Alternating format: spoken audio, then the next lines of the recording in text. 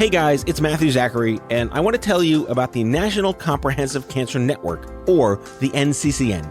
The NCCN creates the treatment guidelines for doctors that help cancer patients lead better lives. But I want you to know that the NCCN also has guidelines for you. The patient guidelines were funded by the NCCN Foundation and were created just for people with cancer and their caregivers. They're free, they're easy to understand, and they're available right now for you, the patient and the caregiver. So go check them out at nccn.org/empower. That's nccn.org/empower.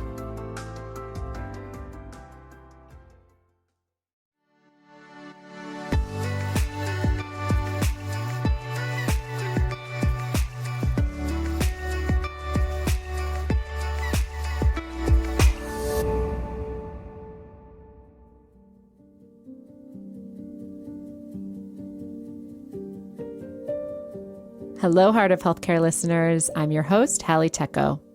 There is a gap in America's knowledge about women's health. This is no surprise because it wasn't until 1993 that Congress wrote an NIH inclusion policy into federal law that encouraged women and minorities as subjects in clinical research. Much of what is considered health standards are largely skewed towards men because of the years when women went understudied. Even today, there remains gender inequality in healthcare as we face wide gaps in research and treatment ability for areas unique to women. By elevating the importance of women's health, we can deliver better, more inclusive data and insights, more targeted, accessible solutions, and enable better care for women worldwide. Not only that, but we can shine a light on the importance of funding and uplifting companies that center around changing the business of our bodies. In celebration of Women's Health Month, I joined Female Founder Collective for a panel discussion on solving women's health efficiencies. I'm joined by Aagya Marthur of Aagya, Dr. Sophia Yen of Pandia Health, and Allison Wyatt of Female Founder Collective. I hope you enjoy listening to our conversation.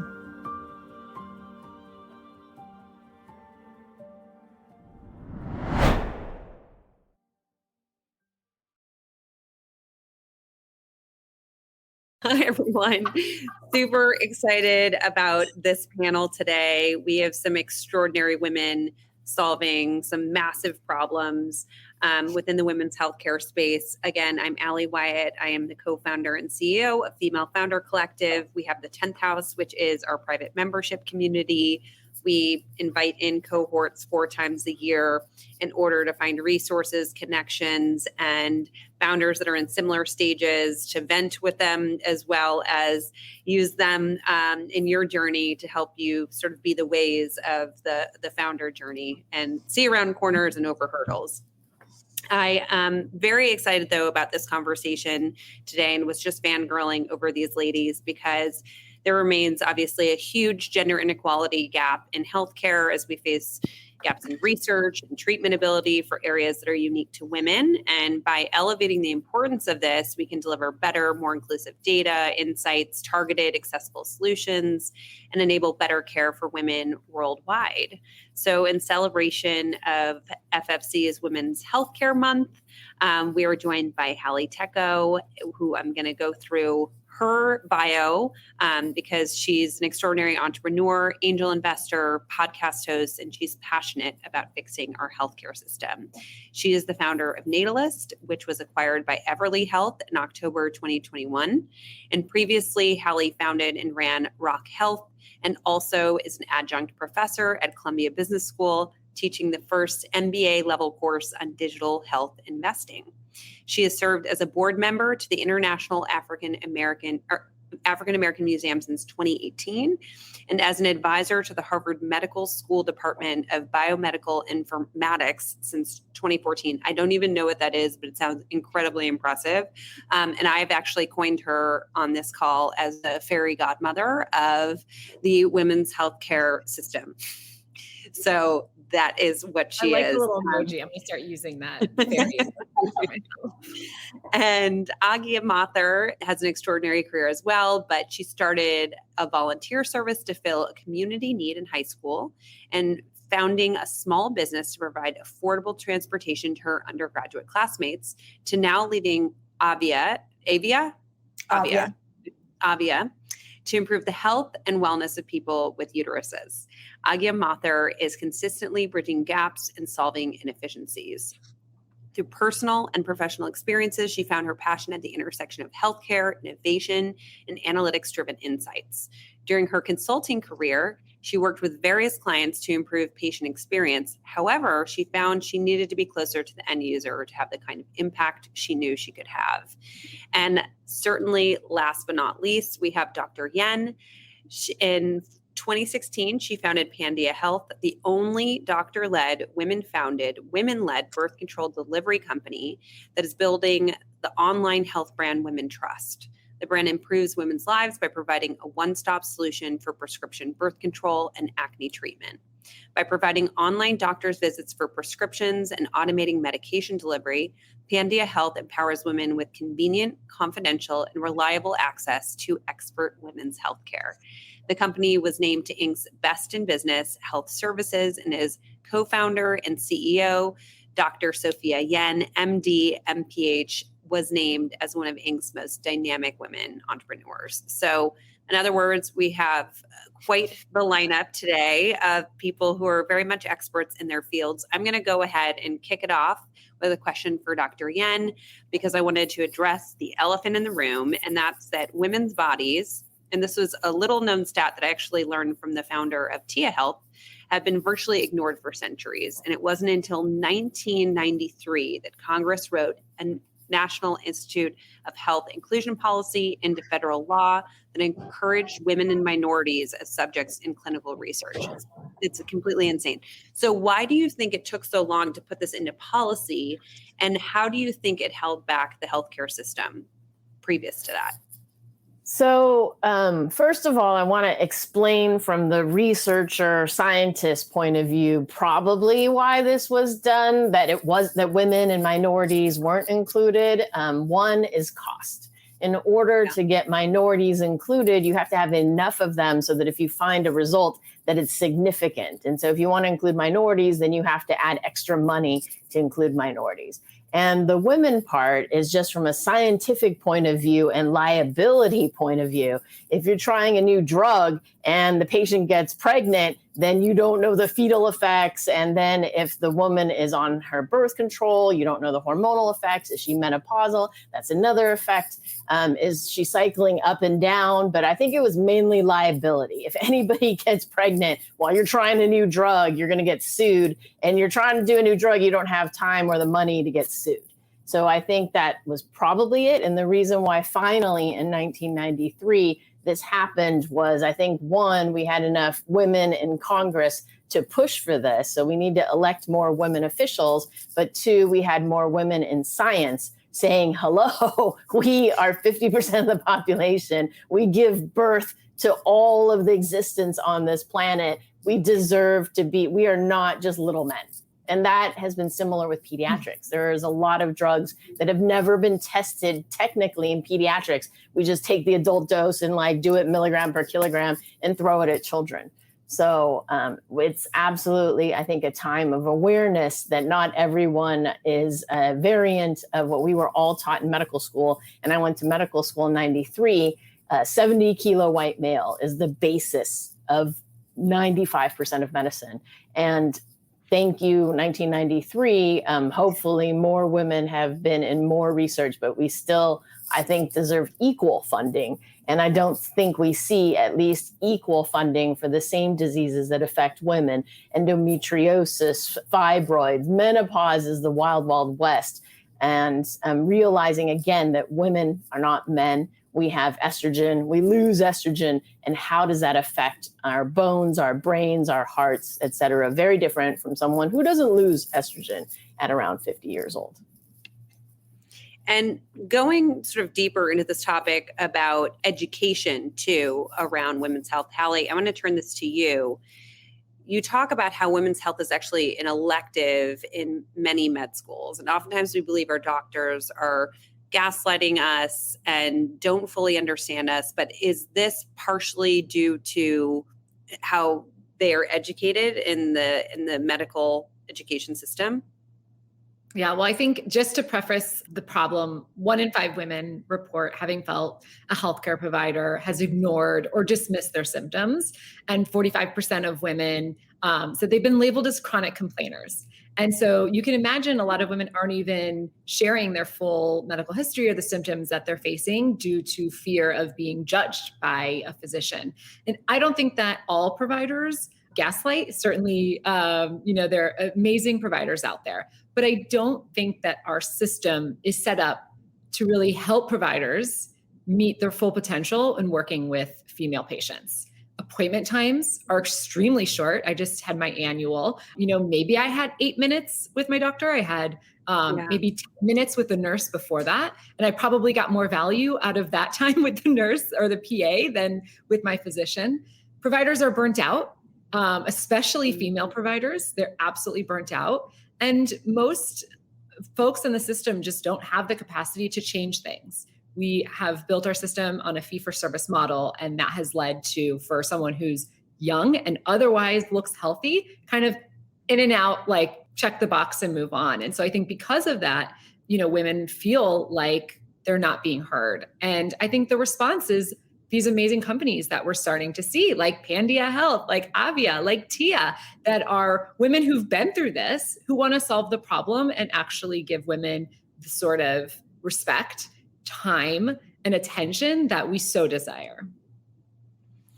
And I'm going to now flip it over to you, Aagya. What have been the most major discoveries or advances in healthcare since including women in these studies that you've seen? Yeah, I mean, many. And I hope that this is just the first inning, not to use a sports analogy when talking about women's health, but I hope that this is we're just at the starting line, if you will, where, one of the things that I actually say often also, and I heard Dr. Yen say, is like, women are not just little men. That is just something that I can't stress enough to anybody, where we're excluded from these studies because of our pesky hormones. That was literally written in a paper once. And what does that mean for us now going forward? Now that we have been included now in some studies, and there's still so much to go, seeing that difference has really unraveled a whole slew of things. So starting with this women's health specific concerns. So that's something that I like to make really clear, is that women's health is not just making babies, preventing babies. Like, that is not all it is. While our ovaries, our uteruses, and our hormones are a big part of it, and there's breast cancer screening, different things like that, reproductive health, menopause, as we talked about, maternal health, those are very specific pieces that have come out. But since we will talk a bit more about that, I'm going to skip through that. Another part that's actually really near and dear to my heart is cardiovascular disease. This was something, again, really predominantly focused on men. There's one of my dear friends is building a company in actually women's cardiovascular disease to show how the symptoms are different, to show how the risk factors are different, to hopefully then lead to diagnostic tools that are really going to help women in how to treat their symptoms and how they're actually showing that they might be having a heart attack in the near future, whatever it may be. Definitely also on the drug side, I believe that this was brought up earlier as well, but there are different drugs that, again, you can't just change. Because we're not little men, you can't just take it from a kilogram perspective. There are specific drugs that literally impact a woman in a different way, regardless of if you're the same size as that 70 kilogram male or not. And I just think the little men. The men is cracking me up every time we say that. I keep a straight face. I can't keep a straight face. The visual of that is quite amazing too. But my question about that, and not to be ignorant, but I think for the sort of layperson that is not actually in the women's healthcare field, why is it important that women are tested differently and looked at differently? Like, from the composition of our bodies, is it because of the hormonal factors? Is it, why aren't we little men? It's, I guess, what I'm trying to Let's ask the doctor in the room. Well, basic biology, XX versus XY.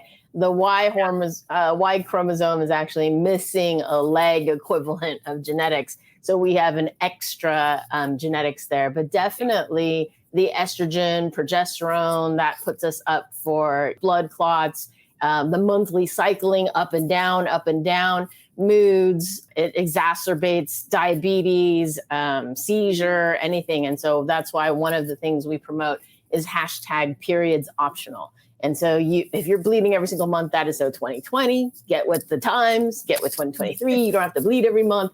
And using the IUD, the implant, the shot, the pill, the patch, the ring, if you can maintain a stable hormone, one, better for research, but two, better for life, so that there isn't this up and down, like messing with you all the time. So women are not men. And the example that Aagya didn't give that might help people is they've shown with certain sleeping drugs that when women took it, they had like hallucinations. And like, I do think it was a dose thing, that women are not 70 kilos. All of medicine is based on 70 kilos. I come from pediatrics. We dose everything in milligrams per kilograms. And so it blows my mind that you have a 130-pound woman, you're giving her the same dose that you would give a 160, 200-pound dude. And it's not the same. And if you took the dose 1/3, I bet you'd get a different result. So I do think part of it is just pure, mass, pounds, kilos, whatever you're doing. But the other part is absolutely hormonal. I don't think we're that different. Levels of fat in your percentage of fat in your body is supposed to be higher than men. And so how does that interact with that? Absolutely affects drugs that either are stored in the fat or, metabolized, held differently in the fat. And particularly adolescents, it's upsetting for them because the young women or XX start putting on boobs and hips, and then the XY start building muscle. And then there's anorexia, eating disorders, et cetera. Yeah. So that just biologically, as you can see, as you said, the fat difference. I think when digital health, one of the biggest areas of promise is personalized medicine. And so it's so absurd that for most of medicine, we're still categorizing everybody as the standard white male. And I think a big example of this is the trash measure of BMI. BMI is so flawed. It has very racist histories. It wasn't even developed by someone within the medical system. It was developed by a mathematician on a male European body as like the perfect body. And now we're applying it to everyone and labeling people with high BMI, obesity, without taking into account kind of their full health. And so what's happened is, BMI, if you're tall, if your body mass or your body fat is distributed differently, but you're perfectly healthy, you can appear to a physician as someone and you are labeled as obese. Let's get into your individual businesses, because you all are doing different things in different spaces. So I want to dive in. I want to start with Hallie. So what specific problem does your business address? And in this case, maybe it's Natalist or some of the businesses you're investing in, and what case studies or stats really turned you on to this and made you feel like this is something that cannot be ignored? Yeah. Well, I'd actually love to talk about my current company, Co-Fertility, where I'm co-founder and chair. And we realize that the best time to freeze your eggs is usually when you can least afford it. And so we're out to make egg freezing more accessible. For me personally, it's one of my biggest regrets in life that I didn't freeze my eggs sooner. I went through many years of IVF to have my miracle child, and I'm so grateful for that. But that experience has led me to now start 2 companies. It was the reason I started Natalist, and now is the reason I helped start Co-Fertility. So our KEEP program gives egg freezers access to exclusive discounts at clinics and with storage providers, which helps bring down the cost and also bringing in kind of the community aspect of it. We found a study that showed that women who undergo egg freezing are like unhappy that they're having to do it. They feel like their life isn't working out as planned. And we think that it should be a celebratory moment, an exciting, empowering step in your life. And so just bringing that community element and having women freeze their eggs in cohorts makes it a little less lonely. We also have a program we call Split, and it allows qualified egg freezers to freeze their eggs for free and have them stored for 10 years for free when they donate half to a family that couldn't otherwise conceive. In terms of stats, I would say the one that we just heard from, I think it was ASRM or SART, one of the large groups within the reproductive health space, is that egg freezing cycles surged during COVID, and they were up 46% year over year in 2021. So, enormous growth, a lot of interest in egg freezing, yet cost is an enormous barrier. And at Co-Fertility, we're trying to tackle the cost piece. Can you speak to how much it is for those who aren't aware? Because I wasn't aware of how expensive it is. And I was talking to a friend of mine who was contemplating it. She's in her mid-30s and she is single and she just wanted it as an option. She's like, I would definitely do it, but it's just too expensive. I know. It can be about $15,000 when you take into account medications. It's different for everyone because everyone needs a different level and a different combination of medications for ovarian stimulation based on your ovarian reserve. And then it's funny, it depends on where you live. And actually, if you live somewhere that has more clinics like New York City, you actually find that the prices are more reasonable because the clinics are competing with each other. But if you're someone, unfortunately, who lives somewhere with only one clinic, in a lot of ways, those clinics can set their price. So it does vary across the country. And while some employers do offer egg freezing benefits, they tend to be really large tech companies, and it's really just a small percentage of the population that gets egg freezing covered by their employer. Huge problem. Love that you're solving this. And I'm going to go to you, Aagya, and I want to ask you the same question for Aagya in terms of Aagya. I just want to call it Aagya.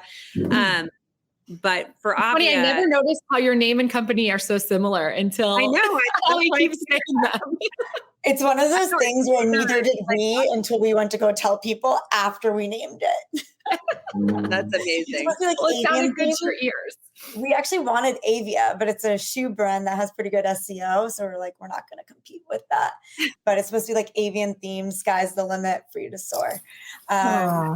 Yeah. So Aagya, if I wanted to tell you my entire life story, I could. And it really does feel like everything I've done, both personally and professionally, has led me to starting this company, even though I didn't know at the time. Aagya itself, we are a daily ovarian hormone health app. We help people understand based off of where they are in their cycle, how it impacts them personally, and then give them recommendations of what they can do accordingly. And also just like plan ahead of time. So we actually plan our board meetings based off of when I'm in the best situation to prep. I do my workouts accordingly now. I wish I would have known earlier in life. And this is actually what happened from a personal experience. I'm a science nerd. I took the MCAT, thought I was going to be an MD, PhD. And when I went through some personal health stuff, I started doing my own research because I was like, I don't understand what's going on, why this is happening, what this means, and came across this whole ovarian hormone health cycle. And I was like, frustrated. And now I almost laugh about it, but I would have planned when I took the SATs accordingly, as captain of my basketball team, captain of my soccer team, would have had my teams train accordingly because your quality of muscle toning changes, your risk of injury changes depending on where you are in that month. Actually, the U.S. women's national soccer team trains based off of their cycles. And so that was, and so that was like it was a personal experience that had me very frustrated, but it's when I met my now co-founders who had the same experiences where they were like, I didn't know this. One of my co-founders was losing her vision, where she was having what she didn't know was hormonal migraines, but she would lose her vision every 2 to 3 months. And only once working with a very specific doctor did she realize that's what it was. Otherwise, they were looking for brain damage, eye damage, different disorders. And nobody asked her, when in your cycle does this come? And so that was like very much anecdotal of what we went through and the things that we said, we don't want other people to ever go through these situations again. And forget going through situations. We want people to be able to plan accordingly and really optimize how whether it's working out, planning their board meetings, whatever it may be. So what we did in terms of when you talk about numbers, we learned from a 7,000 person study that most people, actually 98 to 99% of them, only think that their period and fertility or their hormones impact their period and fertility, when in reality, it's your quality of sleep, quality of muscle toning, energy levels, sex drive, skin, mental health, mood, the list goes on. And through Aagya, people have actually helped diagnose at their doctors as well. Dr. Yen wanted to get those case studies that inspired you to start Pandia, and specifically what problems or solutions you're addressing. So several motivators to start Pandia Health. Pan is every, Dia is day. So we want to be with you every day. If that helps people remember how to spell it and how to pronounce it, that's useful. And then it's also the Greek goddess of healing, light, full moon. So we're all about women's empowerment. I was giving a talk to a bunch of doctors. Why don't women take their birth control? And one of the top reasons was didn't have time to go to the pharmacy, didn't have it in their hand. And my friend and I were like, we can solve this. We will just ship you birth control until you tell us to stop. And then we ran ads, free birth control delivery. 60% of the people that responded didn't have a prescription. And it's like, don't you know you need a prescription in the United States to get birth control pills, patches, and rings?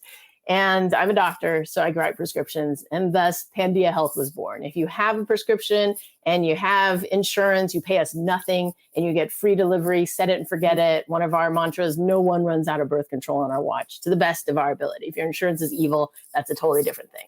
And then also started this company for me so that I would never run out of birth control. Started this company for my daughters so that they don't have to worry about this. And if anyone else was providing care at the level we're providing, I'd step aside, but they're not. We are the only academic doctor-led company in this space. I realized what I was taught at UCSF and Stanford works great if you're a Caucasian female that wants to bleed every month. But if you're Asian or Black, I spoke to my fellow Asian and Black doctors like, oh yeah, that doesn't work. And I look back and I had to go through 3 different drugs until I found one that didn't give me side effects. So using my MIT, UCSF, Stanford brain, took all the birth control pills, ranked them from most likely make you bleed, least likely make you bleed, most likely give you munchies, least likely to give you munchies, most likely give you zits, least likely to give you zits. And our doctors are trained on this algorithm to minimize side effects. And then we do a 10-week follow-up. You all good? You having zits? You having breakthrough bleeding? Then our doctors know what birth control to move you to. And with that, we have 82% retention in a year for newbies on birth control versus the standard 55% retention. And we also have amazing customer service at 4.9 out of 5 stars on Google reviews. Love that. Could have used that when I was younger, for sure. And we're going into menopause, so that's coming up. Wonderful. I'm not quite there yet, but I guess I'm within the age range where I could be. The other question I do have for you is, so it sounds like you have a 10-week follow-up, and like you said, you had tested all these different birth controls and then had given it a sort of assessment based off of a variety of factors. In terms of the individual that you're prescribing, do they come to you with a desire for a specific brand, or is there some sort of assessment or quiz that they take initially to help understand which one's going to be right for them and sort of what their birth control journey is going to look like?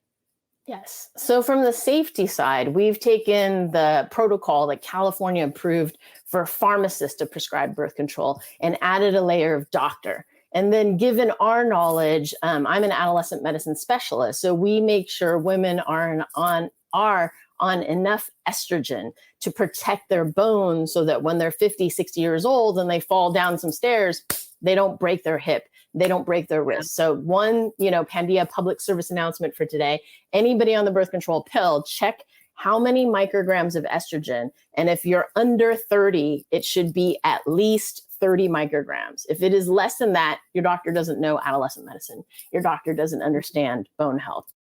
Interesting. Yeah, I would have been that person that said, I want minimum hormones possible, because my experience was I went crazy on it. So you're definitely doing a service to all women out there. I'm going to go to Hallie and Dr. Yen. You've invested in such incredible women's health organizations, both of you. Are there any white spaces within women's health? And I know, Hallie, you started to touch on this earlier, that you feel haven't been fully explored or addressed from an investor's perspective.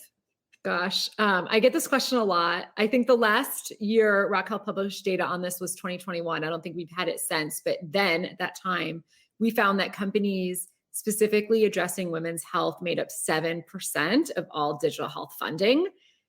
Given that women make up 50% of the population, I would say the entire space is underfunded and is a white space. I think that there's not a place within women's health that is 100% fully serving women. I think there's a lot of really great companies that are really promising, but I wouldn't say that like there shouldn't be more, because there absolutely should be.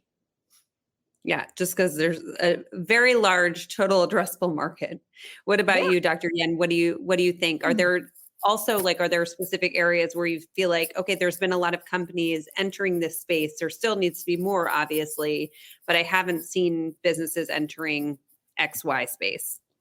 Yes. So I see a ton of companies entering menopause, and I'm concerned because it's the wild, wild west. And supplements are not FDA regulated. They aren't tested. Are there randomized clinical trials for whatever this person is trying to sell you? I believe in evidence-based, cutting-edge medicine and science, and know that 30% of the time, if I give you placebo, which is water and sugar, it will work 30% of the time. But people are charging $100, $200. And menopause, I'm seeing pellets. If anyone is putting pellets under your skin, no, that is some crazy stuff. I don't even know how that's legal. So people are doing testosterone pellets in women, putting it under their skin, and it's giving them vigor and libido. And we don't know the distribution of the testosterone. It varies per person. Once it's in your body, we can't take it out. Like that, if anybody's doing pellets, ladies, just say no and walk away. But what could be useful that blows my mind is there's a menopause patch, but it's twice a week. And as an anal retentive scientist, OCD person, how do I break this into 3.5 days exactly? Like, how ridiculous is that?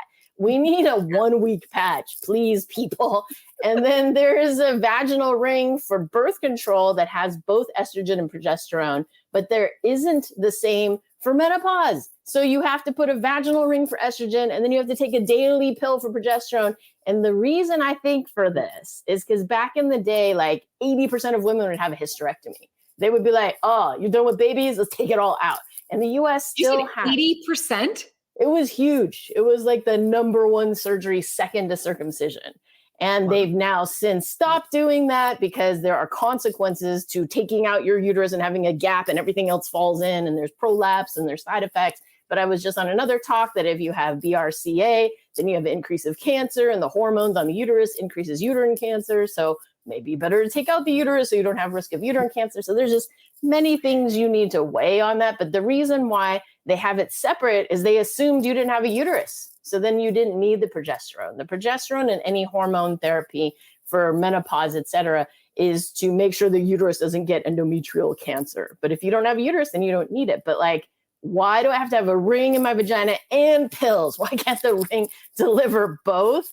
And there's no implants. It'd be nice to have an implant. It'd be nice to have an IUD that did, both of the situation. But so there's huge drugs that could happen in menopause that need to be out there. And then again, racial/genetic differences. The cool thing is as more people get 23andMe, DNA, Ancestry.com, they can provide their genetics and we can be like, you have this SNP, this is the best birth control for you. You have this SNP, this is the best obesity treatment for you. This is the best menopause treatment for you. And that's what we're going to do at Pandia Health. If people have their DNA, you want to share it with us for the sake of science, we'll start running it with, race and side effects and just seeing what pill is best for you based on your genetics, because my daughters are half Korean, half Taiwanese. And if they marry a Black person or a Latino or a Caucasian, what will their kids need? So genetics is absolutely the way to go in the future. And then dementia. I think there is a lot of research yet on menopause, hormone, estrogen, dementia, and we don't have all the data there, but it's leaning towards that estrogen before the age of 60 and perhaps continued after that will help decrease dementia, because dementia is huge and really scary. Mm-hmm. And we as those with uteri often get stuck with the caretaking. I'm going to go to Aagya and Holly again, because I wanted to ask you all about generally people coming in as entrepreneurs as well as investors coming into the healthcare space, I think it's incredibly intimidating, right? There's a lot of regulations that you have to consider. There's so many factors. My question for you is, what has been your experience? And maybe I'll start with you, Aagya, navigating the healthcare space, and how has that been different from your previous experiences? For those people that are maybe thinking about starting a women's healthcare business, or feel like they have a great solution, but are very overwhelmed at the task of entering the space. I feel like this could be a panel itself. Just start there. So I spent a number of years when I was in consulting, working across payer, provider, pharma, pharmacy, you name it. When I went to MIT for business school, that's where I knew that what I wanted to do was, rather than looking at what these players wanted, I wanted to look at what the end user wanted. Yeah. Because that's where I felt like a lot of these players were not paying attention to. Actually, one of them, a very well-known pharma, they had a plan to do something. I can't share major details here, but they were going to make $1 billion off of it in 5 years. And I was like, if we just look at it from this angle, with with how these users actually interact with this, they were able to then change it to $5 billion in 5 years. That's huge. And so that's something that I know the question is on how to navigate the healthcare system. I think that part itself is just really important to recognize, is what is your end goal with what you're trying to do? Are you trying to do something that's going to help the payers? Are you doing something that's going to help the providers? Are you doing something that's going to help a pharmacist? Or are you doing something that ultimately you want to help the end user? Because I think that there is still a disparity there. I know, Hallie, you can probably speak to how your companies have been very much D2C companies themselves. Also, what does that look like if you wanted to try to sell that through the healthcare system? So a big part of it starts to become how to get the lay of the land. I actually did a whole mapping of the system a few years ago, which I'm happy to share at another time, where understanding who plays with who plays nice with who, and who doesn't play nice with who is important. But if you're looking to start a direct-to-consumer company, I definitely wouldn't let that be a barrier to you getting up and out, because that's something that I will help you with. That's something that your advisors, investors will help you with, but that's not something that you should be letting be a barrier to you getting out there to build something that's going to have a true impact on the end user themselves. Business model is a completely different story there, though. So if you think that this is something that, yes, it's going to impact the end user, but I don't know that the end user is going to pay for this, that's where then you have to think about, all right, is this something that they expect the payers to pay for this? Is this something that they expect to come with when they go to the doctor? And I know Dr. Yen can speak about that more from the insurance and from the doctor perspective, but those are things that you can figure out. And there are so many resources. You don't have to have worked in healthcare before. In fact, many of my founder friends who are in women's health or in healthcare specifically have not worked in healthcare before. And if anything, hopefully that keeps you from getting bogged down by a lot of the details and feeling like, oh, I can't do this because this person doesn't do this. You will try to break barriers, really break the ceiling there to make things happen that you know should happen. That's encouraging, though, that you feel like, and that you know people that have gone into the space who don't necessarily come from the space and are able to navigate it, because it does seem mildly impossible from the outside. I get that, but 100% you can and you will. And I think that the biggest thing as an entrepreneur is to have grit, to know that what you're solving is worth solving and that you are having an impact. And if you have that, nothing will stand in your way. Not the 99 investors that are going to say no, not the healthcare system, nothing. Yeah. And Hallie, I want to go to you too, because I wanted to ask from the investor side as well. You know, as investors want to get into the space, right? Clearly, there needs to be more funding in this space, as we've all discussed. There's just not nearly enough going into women's health. So let's get more people in. Let's get a lot of women in. How do they think about doing diligence, right, with a healthcare company if they have no experience? And then once they are on the cap table, so they do invest, how can they add value to, or say to that company, hey, I can add value through this, even if they have no prior experience? Yeah. I mean, I do think as an investor, it's important to not invest out of your wheelhouse. I turn down deals all the time because I just don't I don't understand enough about the industry, and I don't think I can be helpful, and I don't think I can make a good bet. I've been diving into my data now that I've been investing for 10, 15 years. I've looked at the companies I've invested over time, and the companies that have done the best are the ones in healthcare and in women's health. When I try to dabble in other things, like, it just hasn't worked out for me. So I do think that there's something to be said about investing in what you know. That being said, like, everyone's a healthcare person. We have all interacted with the system in one way or the other. We all have bodies. So I do think that healthcare is a space where, like, you might not think you're a healthcare person, but you know what? You probably are. You've probably had an intense experience. Certainly, if you're a mother, you've had an intense experience with the healthcare system.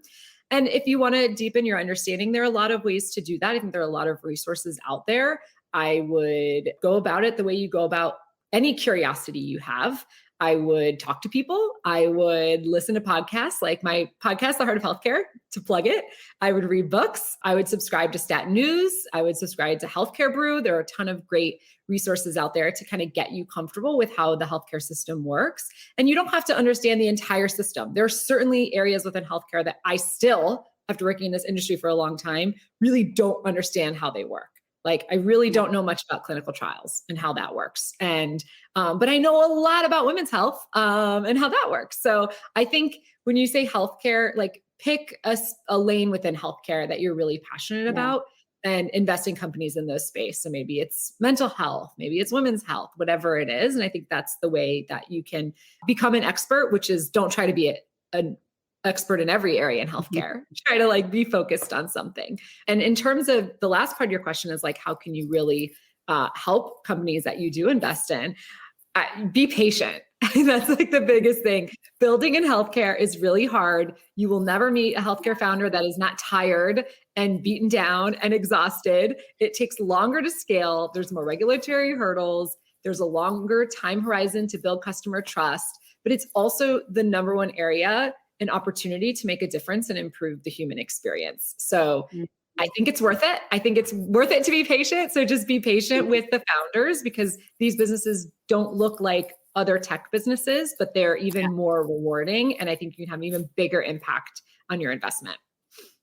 The other thing I want to add as a founder looking at investors too is that in our first institutional round, we actually brought together 2 co-leads. One, depending on what your business is, it may or may not make sense, but one who was a digital health focused fund, and one that was a consumer fund that didn't really dabble in digital health. But we wanted the 2 so that, because we sit at the intersection of them. And even with our angel investors, we have our fairy godmother like Hallie, we've got the Toy and Ajayi, we've got doctors, we have different healthcare specific angel investors. But then I also very specifically went out and found angel investors who are really good at brand, really good at engineering, really good at specific things that we were going to be up against in the next 18 months. But maybe they're not someone who's had the experience in healthcare, but that's not as necessary at that point. Got it. And how did you go about looking for those, Aagya? Because I think that's such and Hallie and Sophia, feel free to weigh in on this as well. I think all of our founders are always asking, where do we find valuable advisors or investors that are going to be on our cap table? Like, how did you go about that initial search? That's also a whole other panel we can do. I just did one recently. But the biggest thing there is being very intentional and being very personalized also. At least that's how I approach it. Is I thought through, okay, these are I think I had a list of 12 things that I was like, I want an expert in each of these areas before I close my round. And I want to make sure more than 50% of these people have ovaries themselves. And I want to make sure over 50% of these people have started a company themselves. And so I was very intentional about what I was looking for. And in each of those 12, I started reaching out. Look, some people I had relationships, the founder of Whoop, for example, at the time, and CTO of Whoop, we had already been, speaking about a few other things. I was like, all right, I'm raising a round. Would you come in? And he was very excited to come in. Like, that's a personal connection already, versus there were some people where either someone I knew I had to reach out, very much warm intros. There were no cold outreaches. Hallie, for example, I was introduced through the person who was leading the round. So different ways to connect with people like that. Definitely some of them longer term versus some of them is a little bit more immediate turnarounds. But I love the intentionality. Introduced us, right? Yep. Yeah. So don't be afraid to reach out to men too. We hear horror stories, and I've heard so many horror stories about male investors not getting it, but there are investors who really, really, really, really want to get into the space. Our two co-leads at our seed round were both male investors. And it's risky to reach out because you could have a terrible experience, but maybe find male investors who've actually been vocal about wanting to invest in women's health. We need their help. We need all the help we can get. So I think to your point, Hallie, earlier, because you talked about the fact, invest in something and I've found the same thing as an investor too, where the places that I know or the people that I know, right? I might not know their industry, but I know that these people are incredible founders. Those have been the ones that have worked. But the question there then is, it's going to lead you to a lot of men, because the healthcare system is also dominated by men already. So you're not going to find quite as few women with that domain expertise. But that being said, what I would love to understand is how a founder of a women's healthcare company might think about pitching to men and positioning it. Maybe Aagya, you look like you might want to have something to say about this. I mean, I have so many things to say about fundraising, but I will keep this very short. I'll keep it to 3 things. One is, regardless of if they're male or female, I think that the best attitude to go into it with is you truly have to date 99 duds before you find your stud. Like, whether they're male or female, just expect to talk to so many people, especially if you're a first-time founder. If you've started multiple companies, it's very different. If it's you are not very well connected, all of these things, I think that mindset just helps, because then you don't feel as defeated when you hear your first 10 no's and when you hear your first 15 no's. So I think that that's one. Number 2 there also is, I used an analogy just now earlier where I was like, we're in the first inning. I speak to sports so much.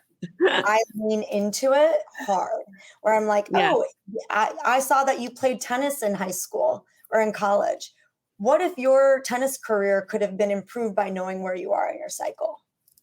And leaning into that. And then the third is that there's been so much study on bias when it comes to female founders versus male founders. So for female founders, they'll ask you more questions of like what you've done, versus for male founders, they'll ask you what you're going to do. I take the what have you done questions and turn them into this is what we're going to do. They won't even know that you did that. But there are just different things like that you should go. Anyways, I can keep going, but I'm going to stop there. Yeah.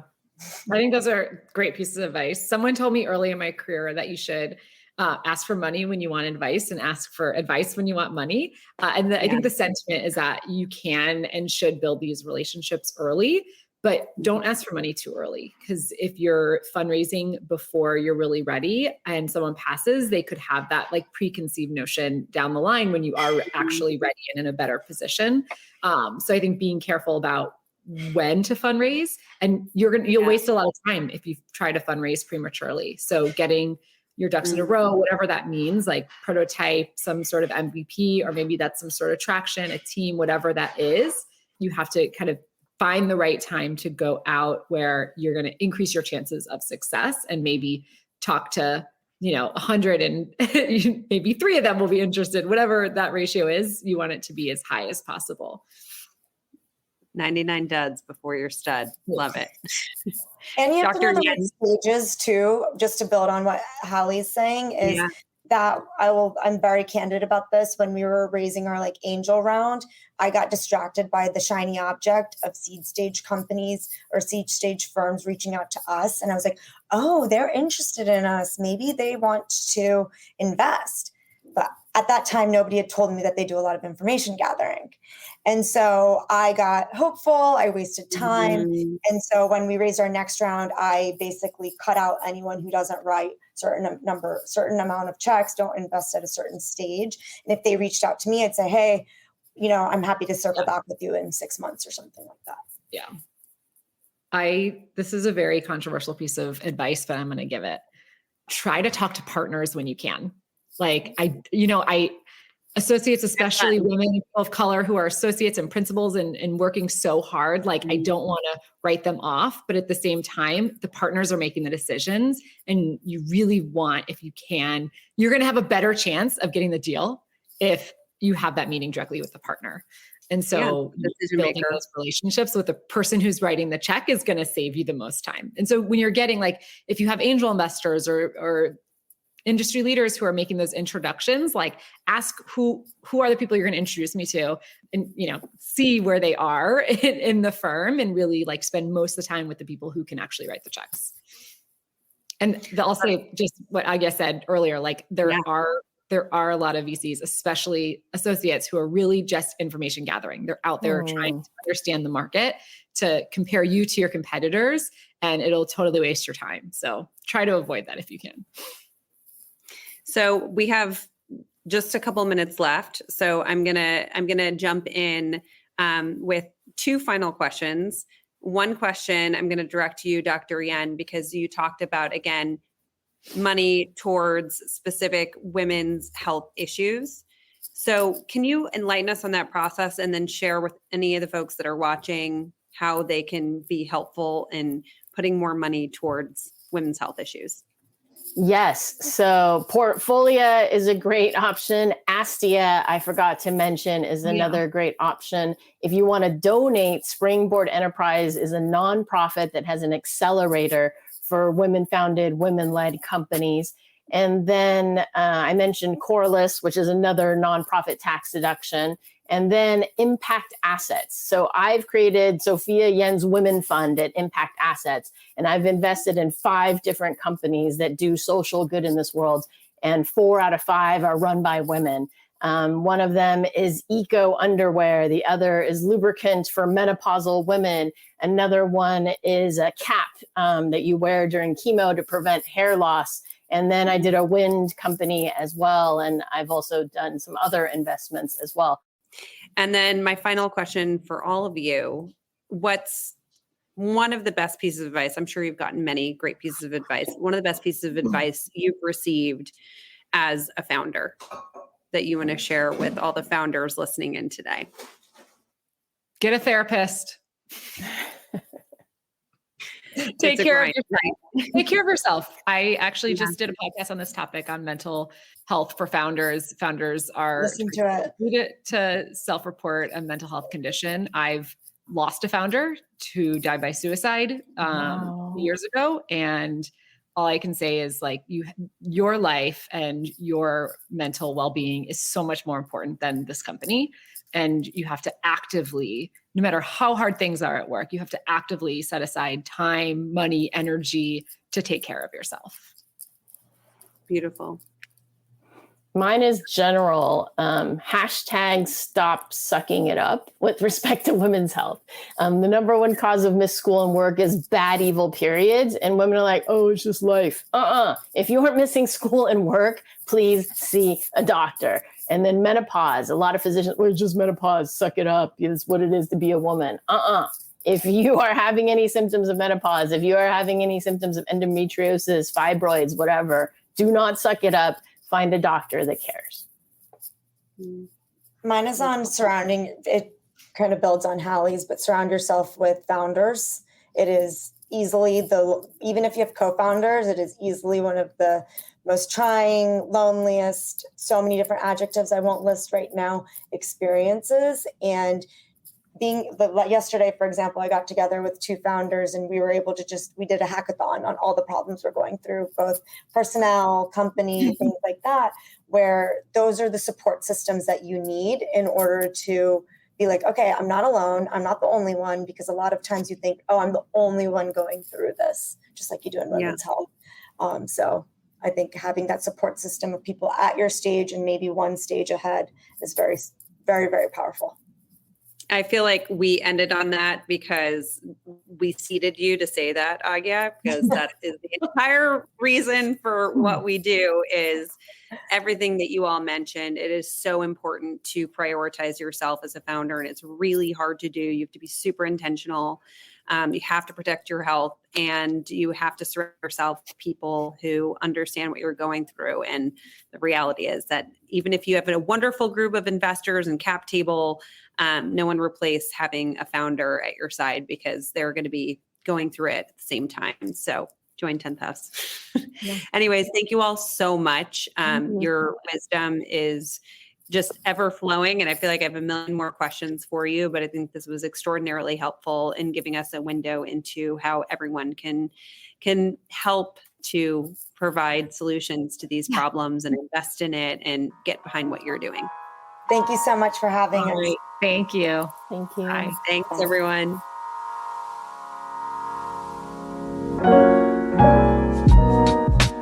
Thanks for listening to this episode of The Heart of Healthcare. If you like the show, be sure to subscribe, leave a review on Apple Podcasts, follow us on social, and tell all your friends to listen. The Heart of Healthcare is a product of Offscript Health. We are a healthcare engagement company built for patients and caregivers by patients and caregivers. Our executive producers are Matthew Zachary and Andrew McDowell. Our host is Hallie Tecco. For advertising and media inquiries, email media@offscript.com. That's media@offscript.com. For more information, visit offscript.com.